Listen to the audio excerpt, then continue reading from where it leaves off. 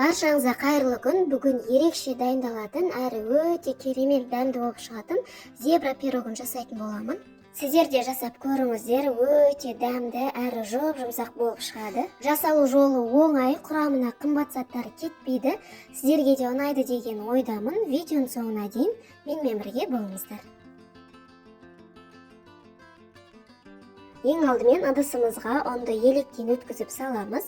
Оның үстіне бір шай қасық қопсытқыш салып араластырамыз.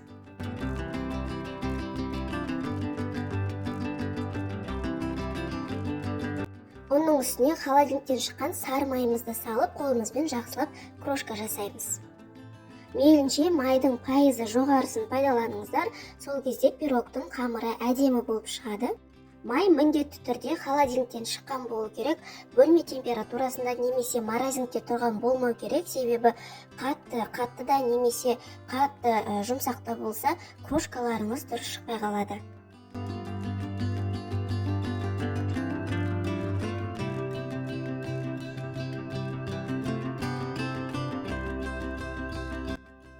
Крошканы жасап болдым. Енді бөлек ыдысқа қант пен бір жұмыртқаны жарып салып, венчикпен жақсылап араластырамын. Пирогқа қосатын заттардың мөлшері төменгі описание бөлімінде жазулы тұр. Сол жақтан көрсеңіздер де болады. Пирогқа артық заттың қосудың қажеті жоқ. Дәл осы көрсетілген заттармен жасасаңыздар, пирогтарыңыз өте керемет болып шығады.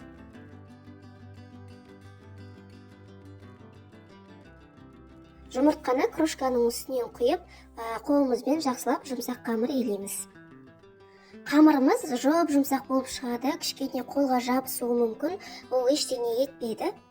Қамыр қолға жабысты екен деп үстінен ұн салып жүрмеңіздер, себебі қамырларыңыз қатты болса, пирогтарыңыздың тестасы піскен кезде қатты болып қалады.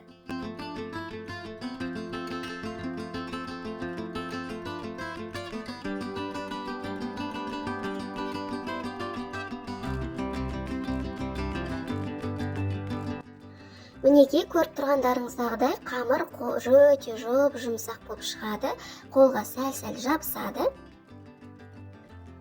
Енді қамырымызды салафанға салып, холодильникте 10-15 минутқа қалдырамыз. Пирогтың салмасын дайындайтын боламыз. Ыдысымызға творогты саламыз.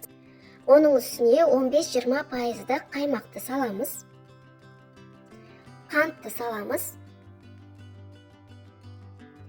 Және 2 жұмыртқаны жарып саламыз. Сосын жүгері крахмалын саламыз. Міндетті түрде жүгері крахмалы болу керек.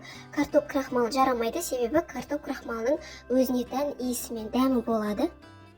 Барлығын жақсылап бір келкі масса болғанша блендермен араластырамыз. Творогтың мүмкіндігінше пайызы жоғарысын қолданыңыздар. 5-9% творогты қоссаңыздар, салмаларыңыз өте керемет болып шығатын болады. Жақсылап араластырып болған соң салмамызды теңдей етіп 2 бөлікке бөліп аламыз. Мен көз мөлшерімен бөліп алдым. Енді біреусіне 2 ас қасық какао салып, венчикпен жақсылап бір келкі болғанша араластырамыз.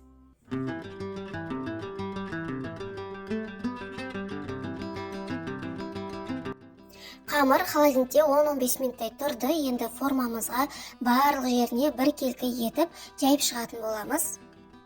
Шетіне бортиктерін шығарып, әдемілеп жайып аламыз.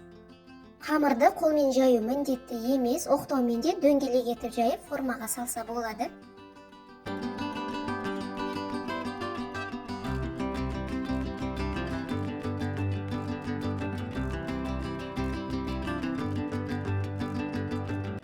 Неге осылай бір тегіс қылып жайып шықтым.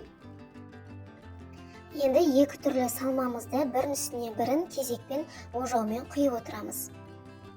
2 түрлі салмадан бірдей мөлшерде құйып отырсаңыздар, яғни екеуінен де бірдей етіп, бір ожаудан құйып отырсаңыздар, пирогтарыңыз әдемі шығатын болады.